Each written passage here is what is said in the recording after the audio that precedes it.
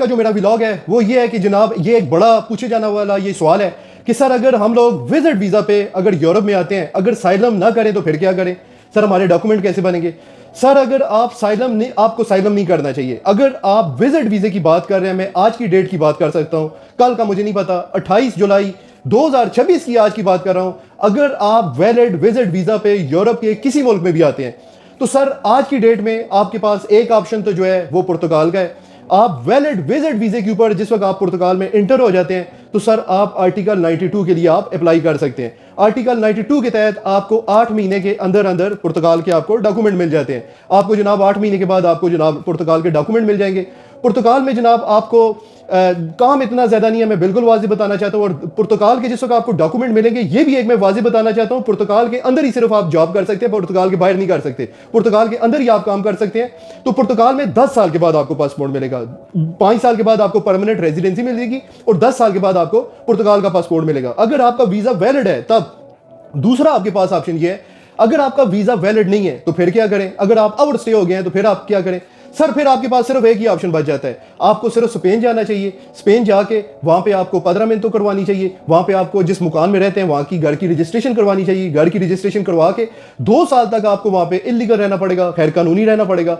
आपको जनाब अपने तमाम प्रूफ इकट्ठे करने पड़ेंगे, तमाम अपनी एविडेंस। 2 साल के बाद अगर आपके पास वर्क कॉन्ट्रैक्ट है या आपने जनाब 2 साल के बाद अगर आपका अपना कोई बिजनेस है या आपको जनाब किसी एम्प्लॉयर ने वर्क कॉन्ट्रैक्ट देने के लिए तैयार हो जाए, तो अगर आपके पास 2 साल के प्रूफ है तो 2 साल के बाद आपको स्पेन के डॉक्यूमेंट मिल जाते हैं। और स्पेन में भी जनाब आपको 5 साल के बाद आपको परमानेंट रेजिडेंसी होती है और 10 साल के बाद उसको स्पेन के डॉक्यूमेंट मिल जाते हैं, पासपोर्ट मिल जाता है। और तकरीबन ये पूरा लॉ है। ये आपके पास 2 ऑप्शन है, वीजा वैलिड है तो सिर्फ पुर्तगाल में आप जाएं आर्टिकल 92, और स्पेन में आपको 2 साल के बाद पेपर मिलेंगे और पुर्तगाल में आपको 8 महीने के बाद पेपर मिलेंगे। अगर आपके पास डॉक्यूमेंट वैलिड नहीं है, आपका वीजा वैलिड नहीं है, तो सिर्फ बशर्तिया शर्त यह है कि आपके पास आपका नाम शेंजन इंफॉर्मेशन सिस्टम में नहीं आना चाहिए। आपके पास सिस में अगर आपका नाम नहीं है या आपने साइलम नहीं किया हुआ तो फिर ये 2 ऑप्शन मौजूद। इसके अलावा अगर फिर भी आपका कोई सवाल हुआ तो आपको रिक्वेस्ट है, आपसे एक रिक्वेस्ट है कि प्लीज आप वीडियो के नीचे कमेंट्स ना किया करें, आप फॉलो बैक करके इनबॉक्स में आके सवाल पूछा करें। मैं वैसे भी पहले से ये कहना चाहता हूं, जो भी मेरे साथ यहाँ पे आया है वो तकरीबन सब लेने वाले हैं। कोई जॉब मांग रहा है, कोई रिहाइश,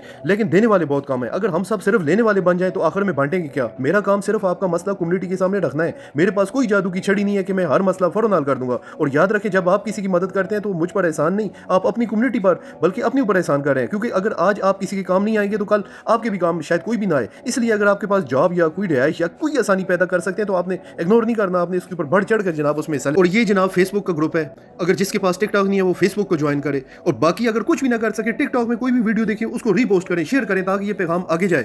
ये तो काम कर ही सकते हैं ना, जो हेल्प कर सकता है वो बढ़ के आगे हेल्प करे, अगर नहीं कर सकता वो आगे पैगाम को फैलाए। शायद जो जिसकी कोई मदद कर सकता है शायद उस तक ये बात पहुंचाए। ये तो आप इतना तो कर ही सकते हैं ना। और ये जनाब यूट्यूब का रोमान खान तरीन, इस पे भी जनाब आपको सारी इन्फॉर्मेशन मिल सकती है। अब जो आपको ईजी लगे उसको आप फॉलो कर